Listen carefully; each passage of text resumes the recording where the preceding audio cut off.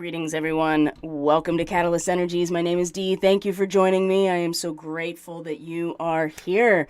Welcome to the Starseed Ministry. It is April 17th, 2023, and let's just get right into it. I have so much that I want to cover today, so welcome back, everyone. If you're new to the channel, especially lately, there's been a nice uptick in subscriptions on YouTube in the last week or 2 weeks or so. So thank you for everyone who is subscribed, who's hit the like button.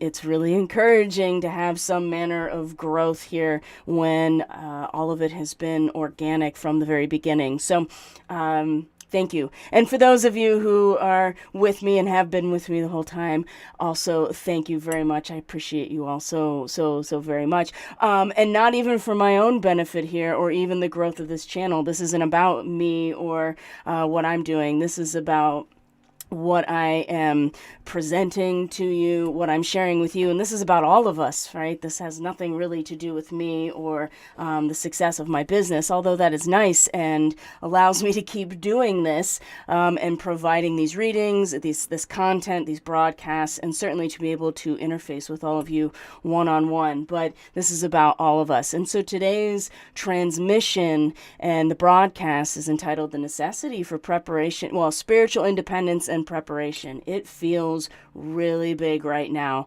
And in fact, as I was preparing to do this broadcast, right, getting everything lined up and all of my settings where I need them to be as I move back and forth between windows, sharing information, sharing visuals, sharing content, and sharing my perspective on it, of course, I noticed that the Schumann spiked right back up to 83 as I was preparing. So we're going to talk about that. We're going to talk about how it happened that way Thursday night into Friday, what transpired as a result of that, share some more content or just resources that you can look into for yourself in order to be prepared. We are just on the heels of this upcoming hybrid solar eclipse. If you haven't checked out the video that I've already posted about that, you can do so on whatever platform you're on right now. You just scroll down and you'll find the hybrid solar eclipse. Hybrid.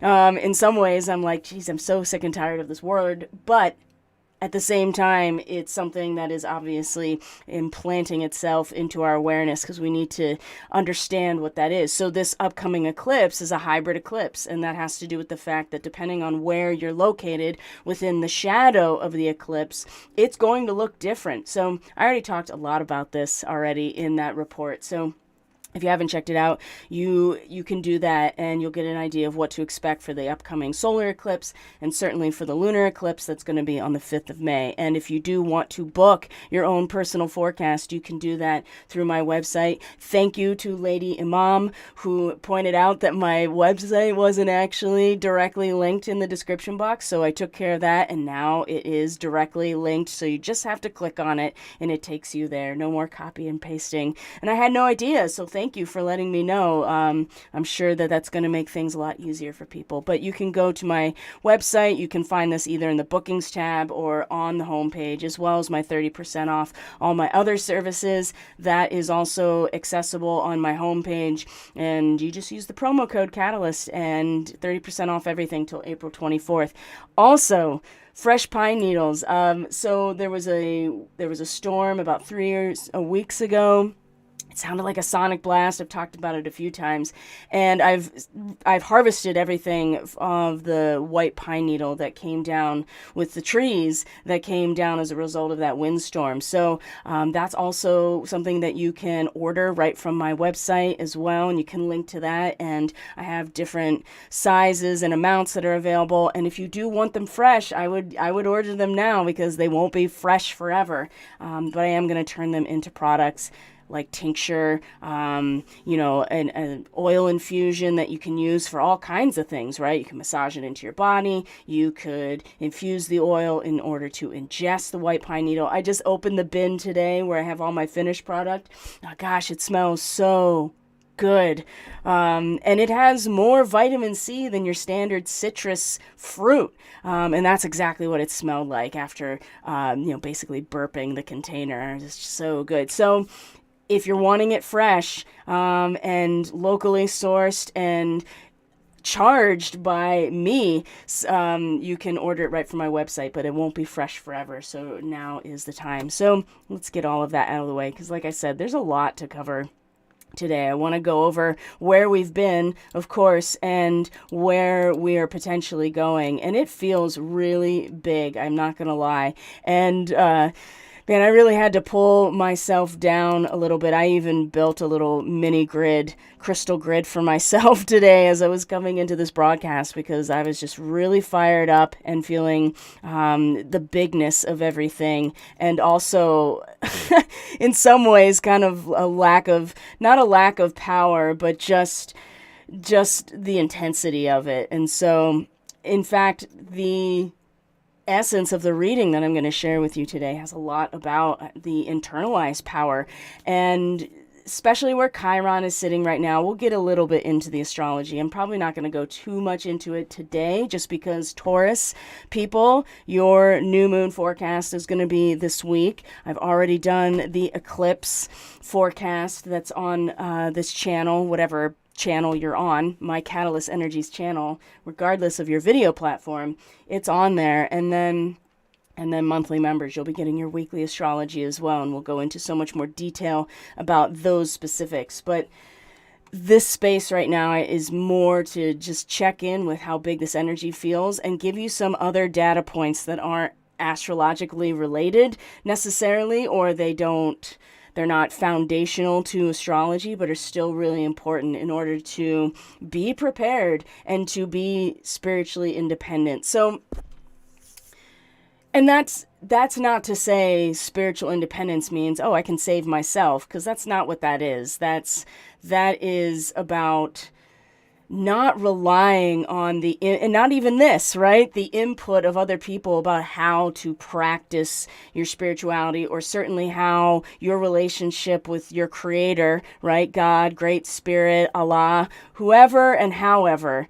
When you identify that you are in relationship to this creative source, that is the spiritual independence that needs to be cultivated, in my opinion. You and your direct relationship, and every relationship that you have, that seventh house in astrology actually, is really a model or an extension of that one primary relationship between you and your creator source, however you identify that. And that is really difficult for people who conflate that relationship with religion, and also people who don't want to cultivate that relationship. They want to be completely self-sufficient at a spiritual level. And that's not for me to judge, but that's certainly not what I provide here on this channel, and it does not represent my relationship to the Great Spirit. So that's what I mean about spiritual independence. Not so much like, I'm going to do it all myself. It's just like, oh no, you don't do it all yourself. None of us do. It's about the relationship. Now, there's been, I would say, a lot of blessing in the last week or so. There have been some amazing things that have just kind of fallen out of the sky. That Sun-Jupiter conjunction was pretty remarkable. And if you remember last week's reading, actually, it did move very swiftly. There was some intensity with the Venus trine Pluto, and there was some interesting ways that I think people were feeling that intensity with Venus trine Pluto. And it does get intense. It can get obsessive. It can get compulsive with Venus and Pluto in that type of relationship. And it also, I think, really stimulated people to maneuver themselves in a way where they could have full access, but also be in control of their own self. And I did see that as well happening with that Venus trine Pluto. It usually makes relationships that much more passionate. But if there's any kind of, if anything is out of alignment in that relationship, it comes up really strongly. And it's specifically energetically, and specifically it can trigger that obsessive compulsiveness stiffness around control, relationships. And I think Venus was just like, you know what? No, we're just going to embody what is right here in front of us. And the passion of these relationships, if there's anything out of balance, there won't be any room for it, basically. So I saw that happen as well. And then Venus comes and squares Saturn over the weekend. That was pretty rough. There was some tears, there was some misunderstandings, there was some feelings of not being heard or seen. There was definitely distance in relationship, and it came and went, right? You just experience these things in the moment and you learn from them and you allow it to teach you how to be more in tune with your present moment, and we move on from it and we learn from it. So I'm curious to how people experience their weekend, and if you also had similar experiences with those, especially Venus, right? Venus coming into Gemini, she has moved from the sense realm, the pure sense realm in embodiment, into perception, right? Those sensory inputs now go through the cognitive framework of our nervous system and our perception. And she's not necessarily, it's difficult there because she wants to go back to sensory. Like, that's where Venus wants to be. She wants to be in Taurus. That is her home territory. The Empress is in the sensory information in its purest form, right? This is where we feel with our biofield and our intuition, right? And the physical manifestations of energetic movements, which vibration basically, which we'll be going over in great detail today as I record session number 2 for the Catalyst Classroom series of Defense Against the Dark Arts, where I've talked about sound and cymatics. So you guys have all gotten your slides already and you're ready for the actual presentation.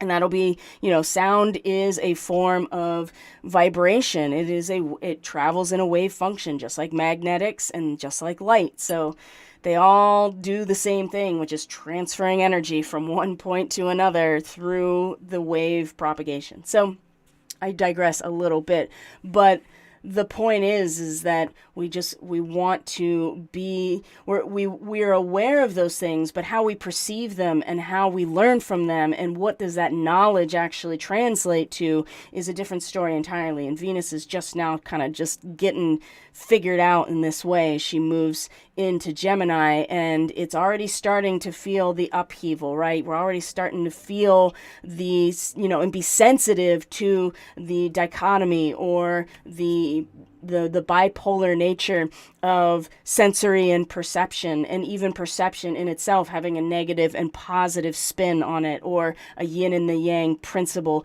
to even ideas, even thought forms, even our own perception. So we're learning, and every time Venus makes a connection, we learn something new. And the biggest one this week, I would say, is going to be the moon in a sextile to Venus as it goes through Aries, which is going to be tonight into tomorrow. So I'm already feeling it, and personally, and what else?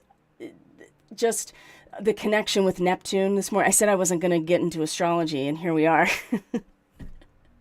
But it's more about, I'm not going to get into the astrology of the upcoming week, but I feel like being in review mode of what's gone on and just kind of what's happening right now is probably really valuable, especially in terms of the moon, because we are in our balsamic phase, are we not? So the moon is at its darkest. Everything has been kind of stripped away, and we are now in the mode of consummation in some ways and preparing to bring about the next cycle, right? The seed is being prepared for the next cycle. And as it's coming through Pisces and meeting Neptune actually today, which is about this harvest moment, this consummation, that we are reaping what we've not only sown, but actively cultivated. The moon coming into conjunction with Neptune is always so powerful and very confusing, and it's really difficult to know which way is up, but you're also getting this really powerful, strong, intuitive, infusion, basically, where you are personally connecting to everything and nothing. And the harvest of it is what feels really big. And when we get into the reading today, I want you to keep that in mind as we look at the way it is all tying together, because there is a futility to some of this where we're going to be riding this wave as opposed to actively resisting it or stopping it or just kind of burying ourselves and hoping it passes over us. The best possible scenario here is to be riding it. So, and I'll show you what I mean when we start getting into the Schumann and the space weather and the map of the Earth. So I'm going to check in with the stream real quick and see that it's moving. It is moving. It says excellent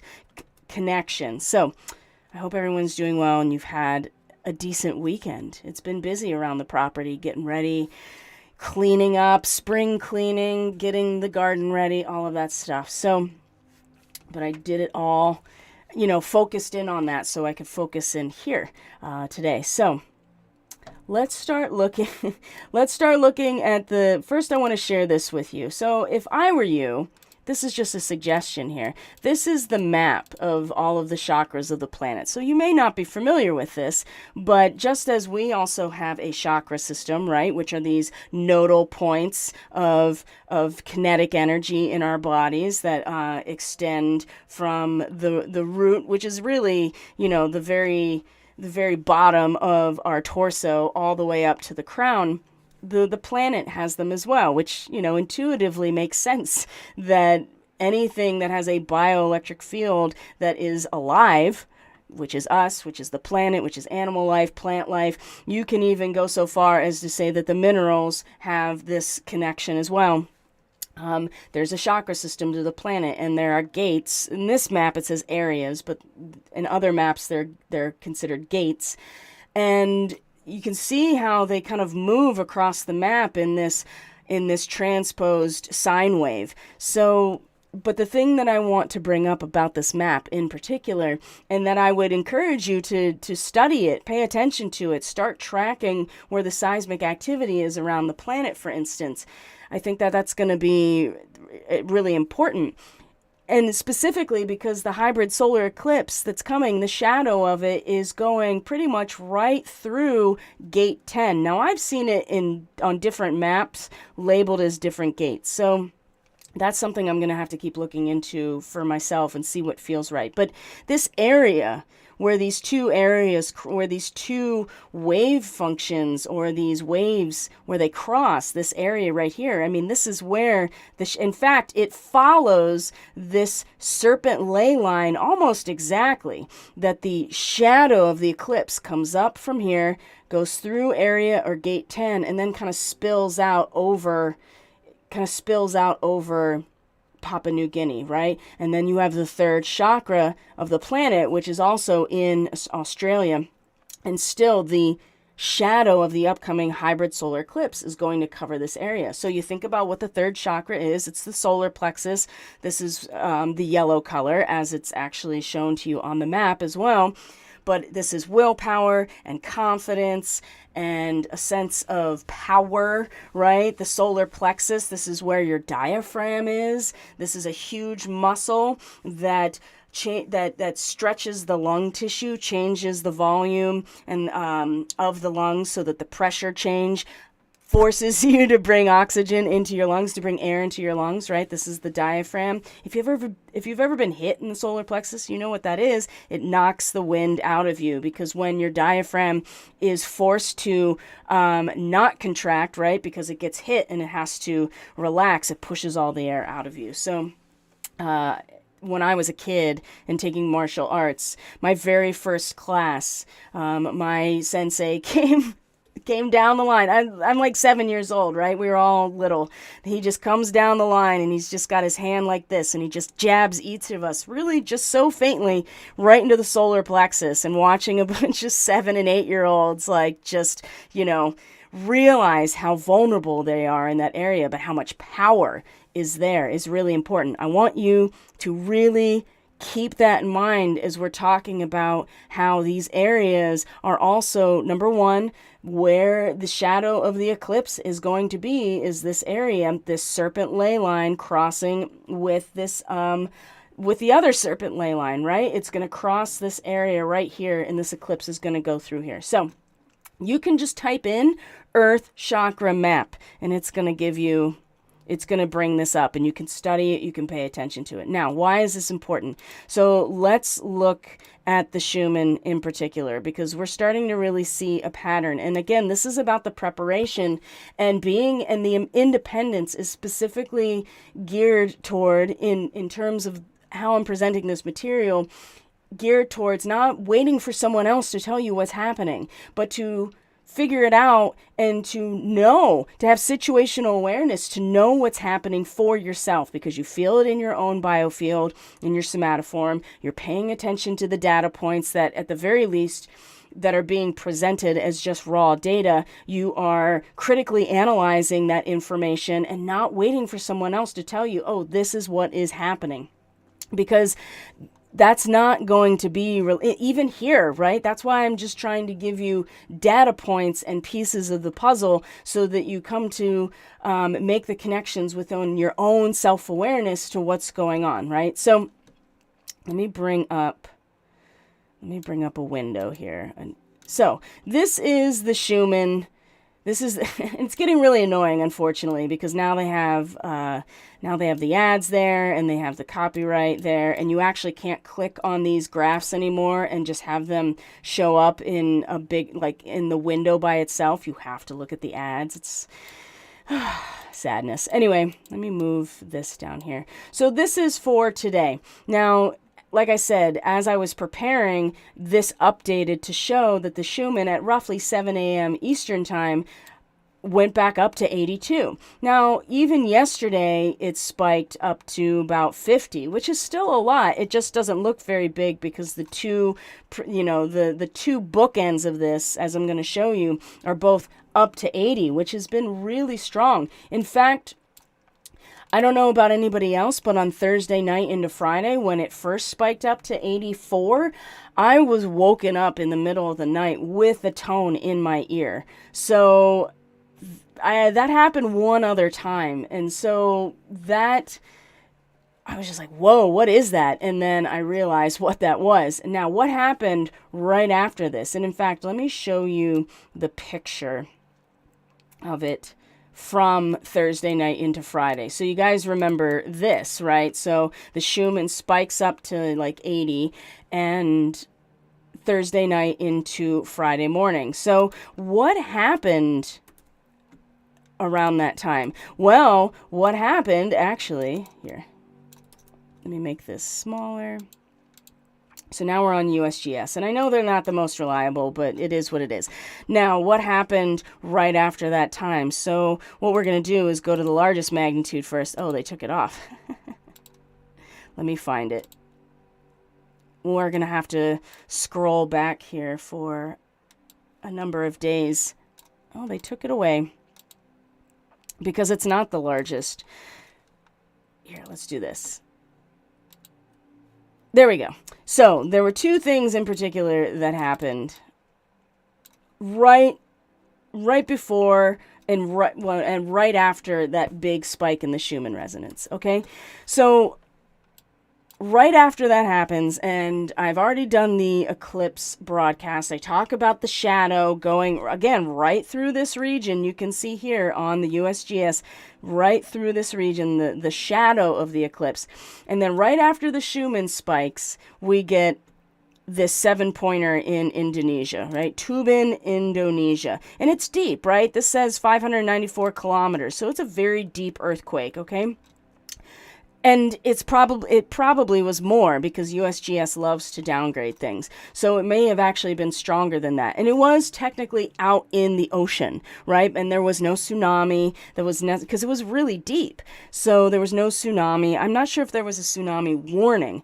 But right before that, there is a really large earthquake up here right at the top of the subduction zone in the Pacific Northwest. And this is Port McNeill, Canada. And it's only 7 kilometers deep. It's very, very shallow.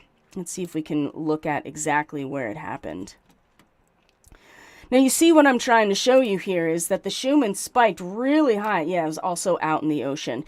Really high, and then you have these very large earthquakes. Now, granted, this is not in the pathway, but it is still on the Ring of Fire, and this is large. And anybody that knows about the subduction zone in the Pacific Northwest knows all about the potential earthquake and tsunami possibility whenever this subduction zone finally, because it's like squeezing on, there's two plates and one of them is pushing under another, and eventually it's going to pop the other one up, and there's going to be a redistribution of the energy there, and there's and very large, right? So there's that. And then there's like nothing from the Schumann, like radio silence, okay?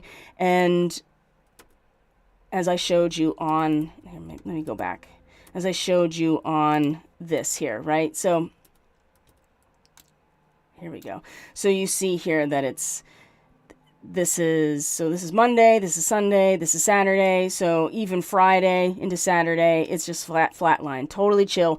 And by the way, the solar weather, there are definitely some flares that are coming off of the sun, but they've been in the C class, and the geomagnetic disturbance has been very minimal, right? The KP index has been very minimal. There hasn't been a ton of disturbance in that way, right? But you have these really large spikes that seemingly come out of nowhere, and then you have this seismic activity that seems to also be following that pathway. So of the area where the eclipse is going to be. So, and you can see it even in just the 7 days or whatever, that there has been a ton of activity around here. So you go back to that Earth chakra map and you're like, what is this? Well, here's gate 10 according to the one map, and here is here's gate 10, and then there's the third chakra. So if we're going to go so far as to say here that this is perhaps not natural, right? And even since this morning when the Schumann came up again, even if it is, okay, even if it is a completely natural pre-earthquake signal that comes from the Schumann resonance that shows us, hey, this is when these things are happening. Now, we had the spike in the Schumann. This is 6 p.m. Russia time, so you're looking at 7 a.m. Eastern time just this morning. And then so this is 4:17, and you start to see the earthquakes that are happening even leading up to that. So and they're all through Indonesia. Like, they're just, everything is still moving around there. Vanuatu, Indonesia, there's one in Hawaii, okay? Here's Indonesia, Australia. I mean, you can do this research yourself. You don't need me to do it. I'm just showing you the ways that I weave these threads together, and maybe it'll inspire you to do so or do it in a different way. But what I am sharing, look at this. Here's 7 a.m.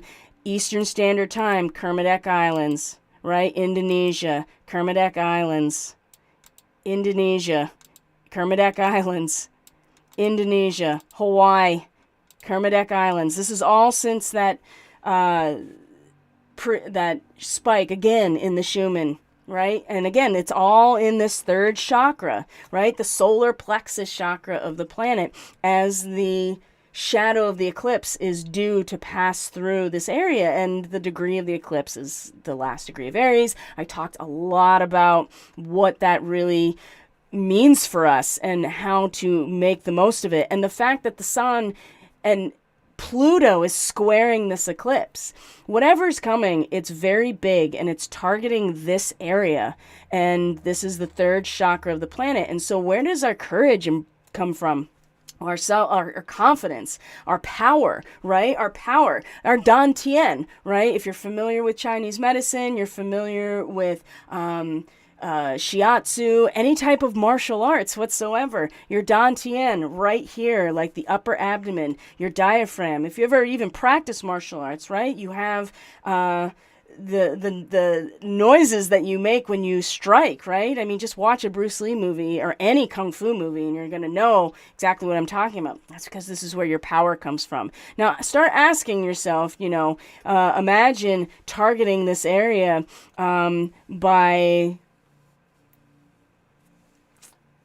utilizing certain types of tools and certain types of technologies, for instance, that could, I don't know, maybe target the third chakra of the planet in this area as an eclipse is about to pass through that area, and what it could do in terms of the transfer of energy along those ley lines to other parts of the planet. I wonder what that's going to look like. So, something big.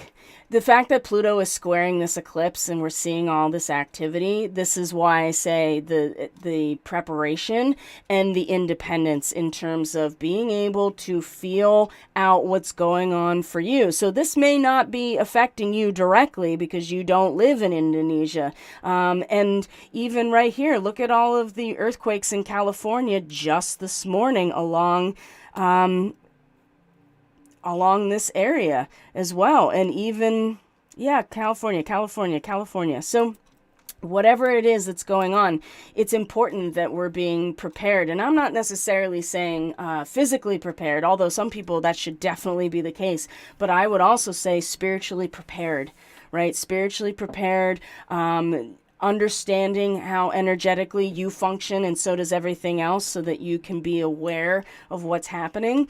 And to also have a sense of surrender to something more than yourself. And that, again, is that spiritual independence. What's your relationship like to God these days, or to Great Spirit? What is your prayer practice like, or your daily spiritual practice? These might be good times right now while we're in our balsamic moon, right? In terms of where's that potential, and where are you being imbued with something that's more than you, right? The seed does grow, but it's not forcing. It's not like, I'm going to grow now. The seed is embedded in the soil, and it's all of these factors combined that lead to the germination of a seed and then the plant, for instance, growing. So I know that that's kind of, I have to tread lightly here on YouTube in the way that I talk about things, so that I can keep this channel for at least as long as I'm going to stay on here. So one of the other things I suspected, that even though the Schumann was really, really quiet, I came over and looked at the quality and I was like, well, this is not quiet at all, right? There's a lot of variability. There's a lot of movement here. There's not consistency necessarily. And the quality is changing rapidly. And so I compare this personally to the way that my mind understands what's the quality factor of the Schumann resonance. Well, it's the tone, right? And if you've played an instrument, you've been a singer, you understand that the tone can be variable, right? It can be a good tone, it could be a loose tone, it could be a tone that is looking like this, right? That, or it's not consistent, right? Your embouchure isn't where it needs to be. And so the tone is variable. And now I've heard it also explained by an actual geophysicist that this has to do with the amount of power is released. And so when you have these kind of sharper angles here in terms of the wave function, again, it seems like power is getting released a lot, faster, but it's not big chunks of it necessarily. It's smaller bits that are being released consistently. So, however, learning about the framework of what vibration really means, because nobody really actually tells you.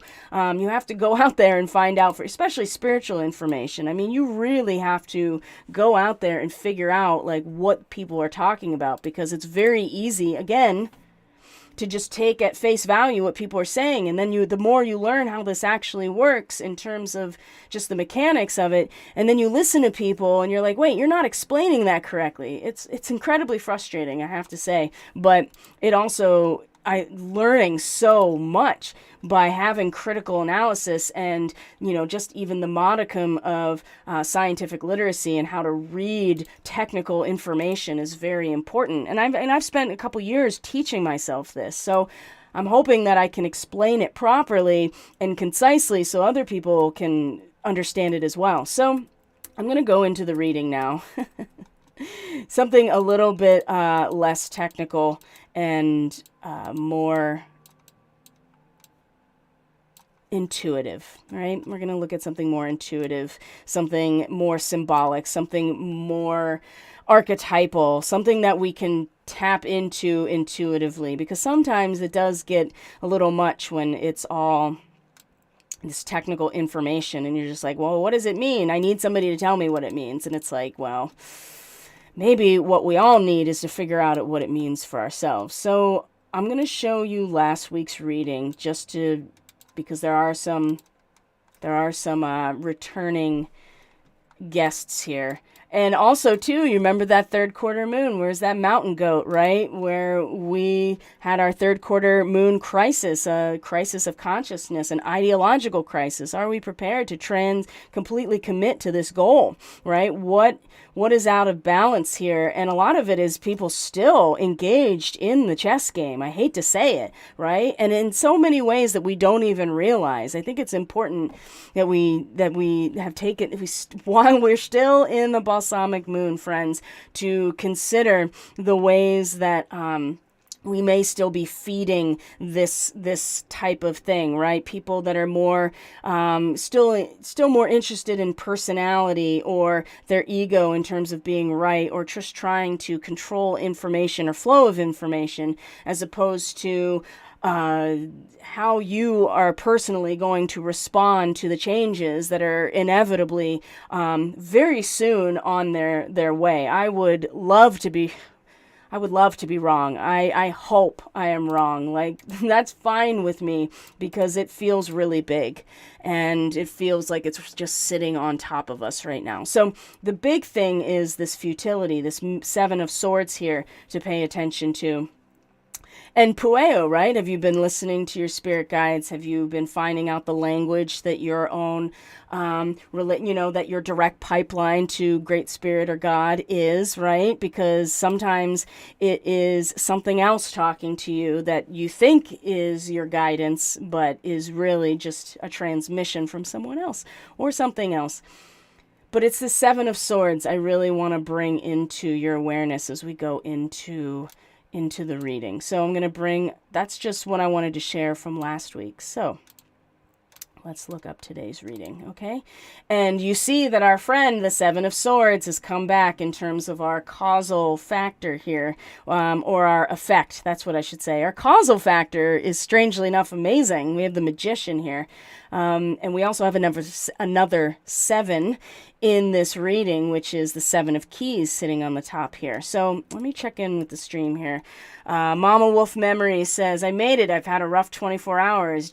Just kept moving through the motions. However, as I'm listening to this, I'm pulling my shit back together. The force of catalyst energies. Well, that's exactly what this channel is supposed to do, is be a catalyst, to get people to, basically get themselves back into resonance, and myself included, of course. It has been rough. Like I said, it's like the Venus square Saturn, and then the moon coming through Aquarius and Pisces over the weekend. It has been rough. There has been this sense of either despair or futility or something that just, it feels really big, right? Now, we just came off of the Sun-Jupiter conjunction coming into the weekend, which did feel like, wow, that thing just dropped out of the air. That was amazing. So it's, but there were challenges right out the gate, you know what I mean? And that's something that we did talk about.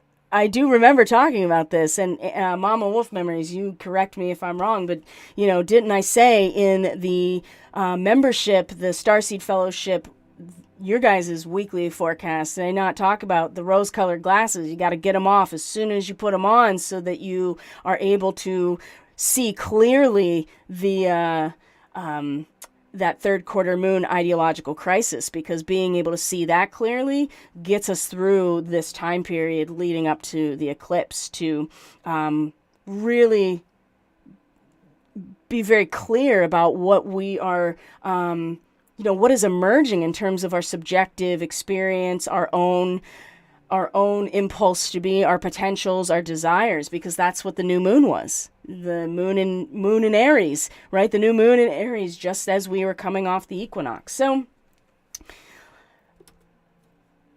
let's start here with the Magician. It feels so big. It feels so big.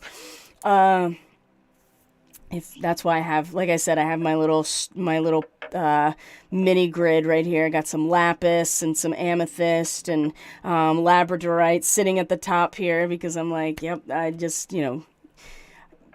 for the ability to communicate clearly and at the same time to bring in that which is more than me to help facilitate the transmission of this information, to get myself out of the way and my own frustration. And then I have a lot of stuff surrounding it to be grounding and protecting in these lower chakras, so that it is truly me in direct connection that is the transmitter. So here's our Magician, and this is the symbol. Now, first off, this is number 1 in the tarot. This is the first card.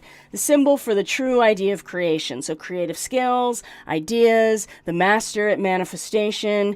This card really calls on us to take inspired action, right? We're not reacting, but we are taking inspired action. We're getting out ahead of things. We are in, this is our pure willpower and self-realization, bringing things into our experience.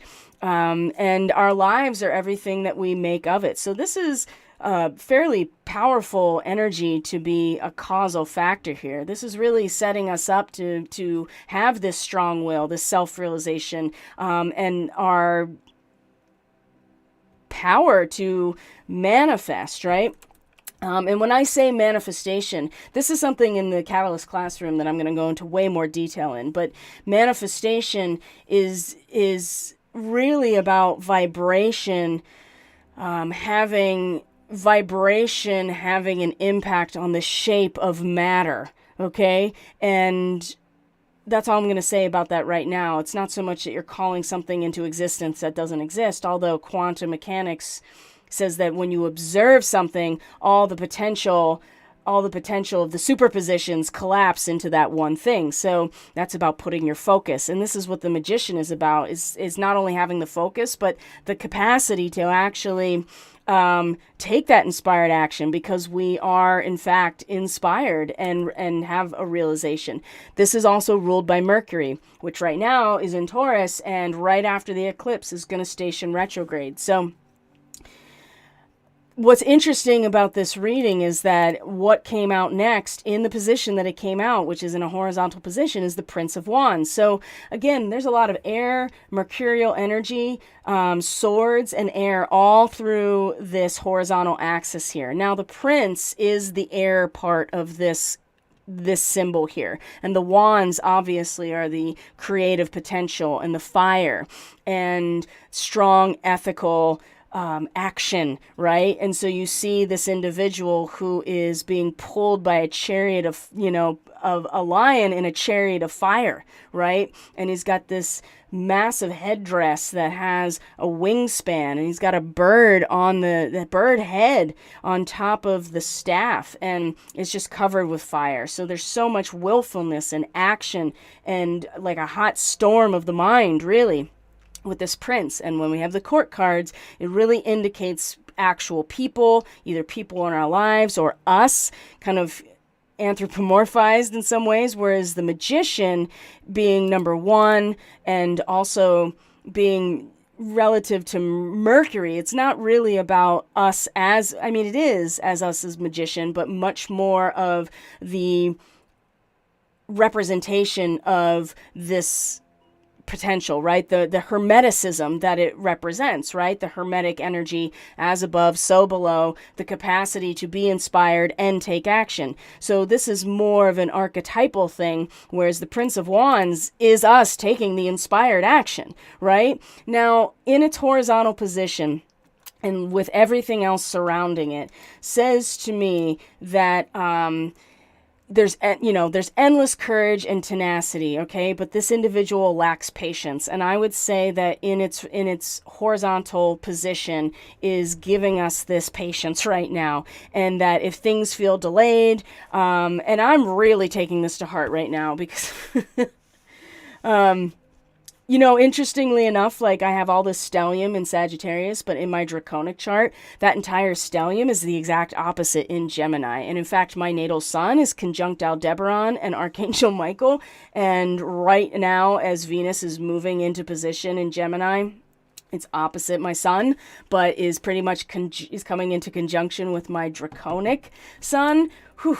It is the unconscious drives that are harder to pin down and be aware of than the more conscious personality. So I'm taking this to heart because I am attempting to lead with intent and vision and the long game here, right? And to have maturity to see the vision through to the end rather than to give in to the hot storm and that action and willful and impulsive energy, and to have maturity, right? Because the magician is going to take action, and what we manifest, or what is manifested as a result of our attention and self-realization, is the result of where we're focused and the energy that goes into it. So integrity and honesty is really key with this card, and when it's reversed, it is very reckless and destructive. It's unstable, it's restless and arrogant and aggressive. So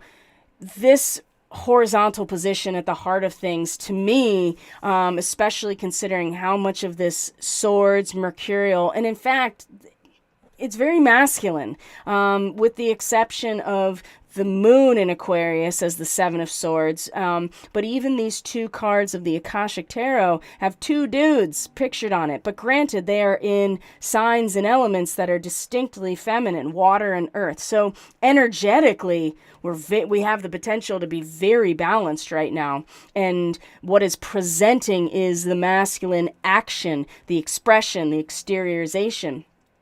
But this Seven of Swords with the moon in Aquarius, again, comes back around, and it basically is giving us the reason why we may want to temper some of this willful, impulsive energy right now and find much more of a balanced approach rather than charging forward entirely.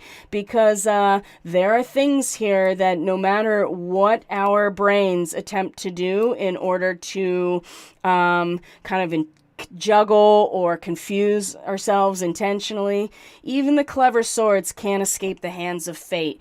And there are tough times ahead that are inevitable, right? That is what this card represents. And specifically, how we can fall into a trap of worrying about the things that are unnecessary to worry about. Now, the thing about this card is about unmasking of illusions or disguises, and you want to center your attention on the task in front of you. And if this doesn't reference the general feel of this upcoming solar eclipse in terms of the degree that it's in, I'm not sure what does, right? You have to focus on what's right, what is literally right in front of you. And I would say that is your being. That is your relationship to yourself and to your creator, whoever that is for you. And the balance of that as well, because what you are holding energetically within you is what this mercurial energy is going to take and to bring into manifestation through our conscious focus. This Prince of Wands is so powerful. So the fact that it's turned on its side like this at the heart of the matter really suggests that there's a necessity to pay a little bit more attention to how necessary the maturity, the patience, the prudence, this sense of maturity and long-term view really is right now. So the King of Roses right? So the masculine and the roses being the feminine or the heart. But in the Akashic Tarot, it really is about it's about the spirit and the feelings, right? It's the water element in a general sense, what the roses represent. So the King of Roses is someone who is balanced, right, and well-rounded. So again, there's another court card. So we're looking at an actual person, an aspect of us, right, that part of ourselves that stands up for ourselves and takes loving but considered action on our own behalf, right? It doesn't have to be aggressive. It just needs to be someone who stands up and has thoughtful and tender support for ourselves, or maybe the people around us who really do need that support and need someone to take that action on their behalf, right? Maybe as a husband, maybe as a father, maybe as yourself, taking that initiative to stand up for yourself. And it is loving when you set boundaries, okay?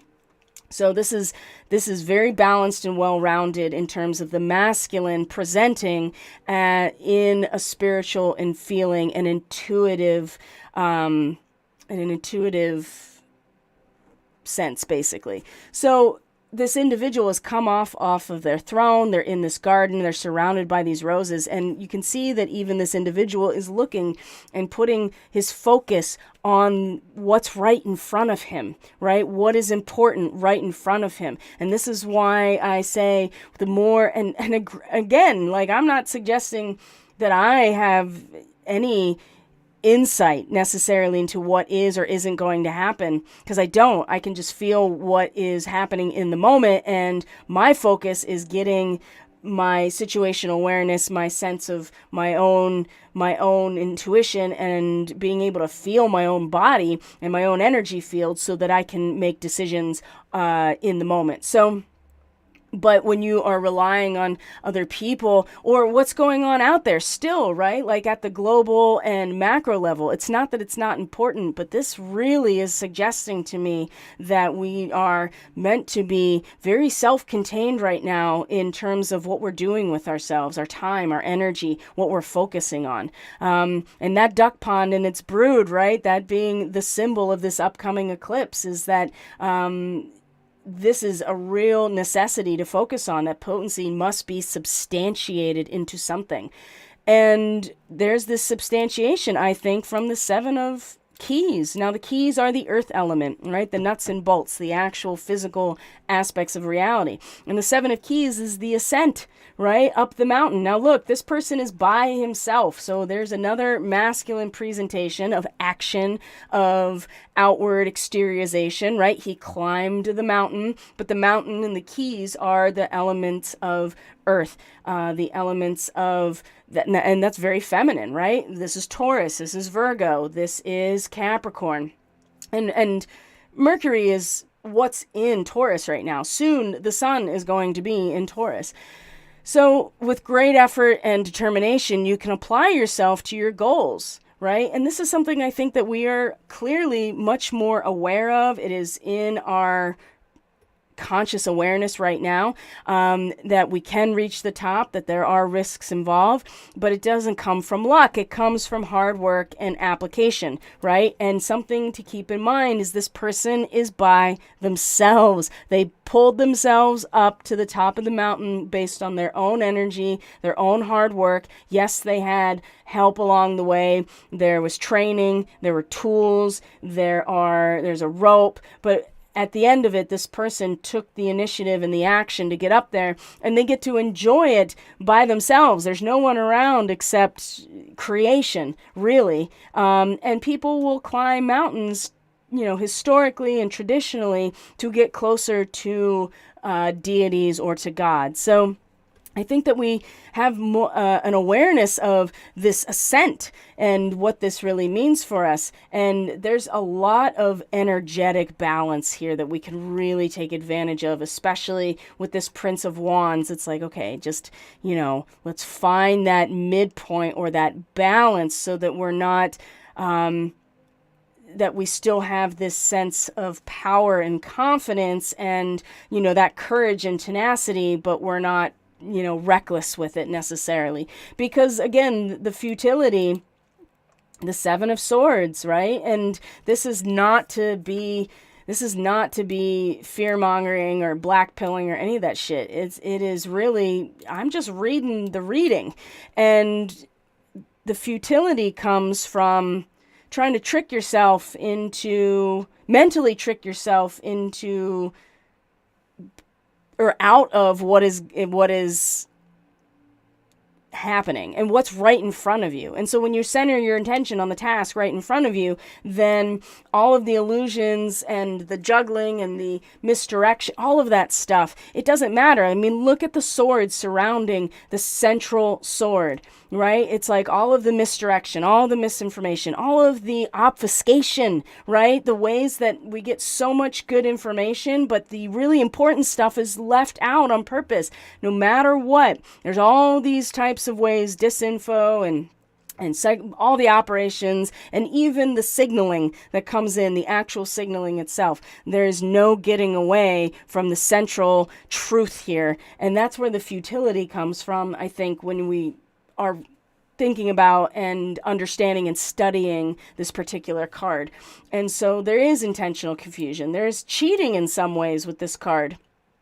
But ultimately, it's the unmasking of illusions and disguises. And if we get caught up in the unmasking of the illusions and disguises, and we're like, oh shit, that was an illusion or disguise, we're not focusing on what's right in front of us. And I feel like that no matter what all the noise is out there, and it's very easy to get sucked into all of it, right? All of us. This is not me saying that I'm not as well, because I am, but that's why we all have to be coming together and sharing our information with each other so that we can continue to build on it. But it's big, and we don't want to fall into a trap about worrying about things that aren't important. Or getting caught up in all of the ways that we're intentionally misdirected and thinking those things are important. And, be easy on yourself, right? I can't tell you how many times I've had to be like, whoa, I was wrong about that. Oh, geez, like I thought that was true. And now I'm realizing how much it, is actually meant to pull people off track. Just be easy on yourselves. It's okay to admit you're wrong. I mean, we're all fallible. That's the whole point. And you also keep in mind, don't give into the victim blaming of like, oh, it's all your fault. It's like that's how that's how it's justified. It's just like it's all your fault. And it's like, no, it's actually been crafted this whole way so that we don't see what's actually going on. So don't fall into the victim blaming either, just be like, oh, I was wrong, or, oh, I was misdirected, or, oh, I, got caught up in this disguise or this illusion, right? It's okay, because it's all going to be unmasked anyway. It's all, and that's a big part, I think, of where Neptune is, right? There's no getting around that, Neptune and Pisces like that. So eventually it will come into Aries, and our spiritual life is going to emerge into a brand new cycle. So, and that has a lot to do as well with the node, the North Node over the summer coming into Aries, right? And so we even see that the trajectory for all of us at a soul level is going to be focused on the subjective relationship. You as the seed of God, or the seed or the child of the Great Spirit. And when I do my daily prayer, one of the things, and I mean, this is for me, so I'm not going to really share it with you, but one of the things that I do say in terms of my prayer is that essentially, acknowledging that, Creator, I am your seed, plant me as you will. So, but that has to be acknowledged within all of us. And that means we have to trust our instinct, our intuition. We have to trust the creative source to be working through us and to imbue us with its divine spark. So anyway, that's getting further away than what I want to be talking about right this second. But it's the futility here, this moon in Aquarius. I think that if you can find a sense of not detachment, but realizing within yourself what is the collective resonance as it is, right? Without all of the noise or without all of the misdirection. I think that will be very helpful. I don't know what this eclipse is going to represent or how it's going to unfold, but it feels so big. Now, here's the King of Roses, the guidance around it, the dog. Okay, this King of Roses has got Mars conjunct Sirius all over it. And that's where Mars will be at the eclipse. It will be directly conjunct longitudinally. It'll be in the same longitude degree as the star Sirius, which is the dog star. So your loyalty and faithfulness is misplaced by serving too many masters. Well, I would say that, you get caught up in all of this other stuff or trying to make other people happy. You don't want to offend them. You don't want to, you don't want them to disapprove. You want their approval. Oh my God. Like the celebrity worship in even the most subtle factors is still very much alive and well.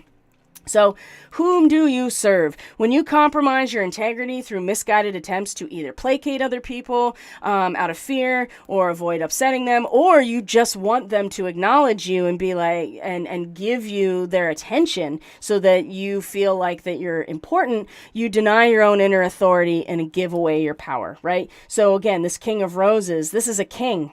Right? We need to act this way within our own selves, that we have to step into a position of autonomy and sovereign self and give our attention to ourselves and to our relationship with the Creator, right? There's that spiritual independence, and stop misplacing our loyalty and faithfulness in any type of stuff that's out there, especially if you start to consider that maybe they've been intentionally misleading you for a while. I don't know. And this could be all kinds of things, right? But the Sirius and the Syrian star seeds in particular, right? You cannot afford to be caught up in serving anyone else because the real service is to life. You're a custodian of life. And everybody knows that the dog is like the empath, right? A dog is all empath. And so they're going to be loyal to the end. Anybody that has a dog knows that. And faithful. But who are you serving, right? And these are questions that maybe we have to take some time to really consider, right? And not take for granted where our energy is getting and our attention is being placed, right? Because that has a lot to do with what we're manifesting with the magician. So the other aspect of this guidance around things is the Ouroboros. I did see the first snake of the season on our property yesterday, and that was pretty cool because they come down off a hillside to get to the water, and our property is pretty much on the way, so there's a lot of serpent travel through my property, and I'm fine with that. Snakes have a lot of personality. So the Ouroboros, as many are familiar, the snake eating its tail. And so you could think about it that way, but I like to think about it in terms of renewal and eternal. This says eternal circle, and then it says feasting on the self. But if it's more of not feasting on the self, but that there is a consistent circuitry or cycle of energy, because you have a connection to life, you have a connection to God, right? Your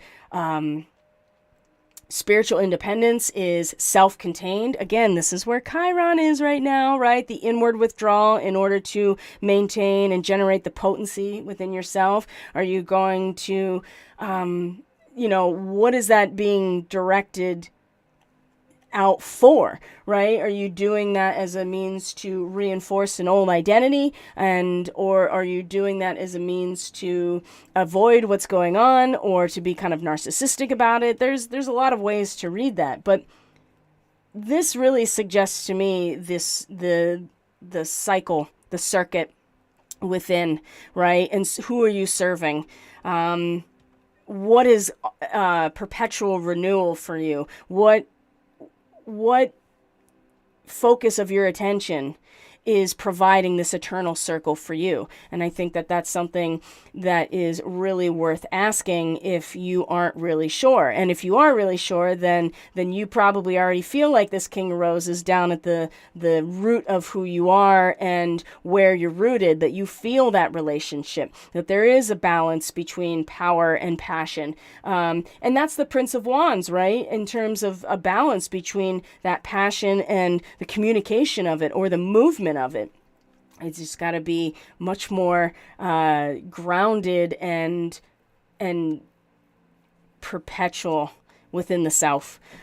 Oh boy. And then here's the isolation chamber. Remember, I just talked about how the Seven of Keys, this dude is at the top of the mountain by himself. It's just him in the top of the mountain. And then you have the isolation chamber, peaceful, knowing thyself, and the Hermit, right? And that also, you can't get into that connection to your higher self, to God, to your creator, to Great Spirit without pushing out all the noise, right? And so, and all the distraction and all the deflection. So this, again, if you're struggling with, feeling this kind of ascent, maybe it's because you really need to give yourself some space in order to know yourself, in order to feel contentment and peace. And when you're at the top of the mountain, it really is just you and life, right? It's just you and the full creation panorama around you, right? It's just the elements. It's just you and God. So maybe you have to find a place for that.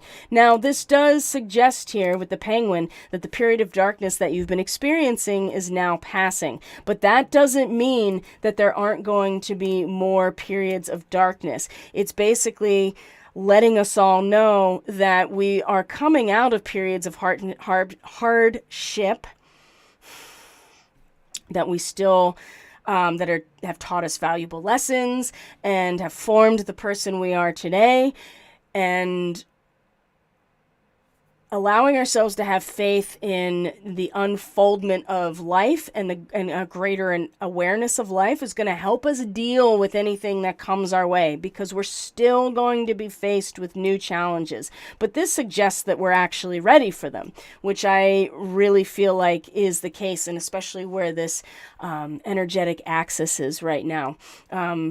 And the futility, again, is not to be like, oh, there's nothing that can be done. It's more about emotionally coming to a state of knowing that there is this singular truth in the middle of all of the ways that we attempt to mentally kind of trick ourselves or disguise it or cleverly avoid the fate. And the moon conjunct Neptune today is going to make that really emotionally clear and sensitive to it. We may not like it. It may feel negative to us. That's the thing about Neptune and Pisces and the moon meeting it. You feel it all, right? And you feel all of the feels associated with a harvest moon, a consummation, a reaping what has been sown. And the ability to still maintain ourselves emotionally, to have this sense of balance and power at the root of us as we face this moment of the Seven of Swords, I think is going to be very contingent on where our energy is being placed, who we're serving, our ability to experience self-renewal. Where is that energy coming from? Are we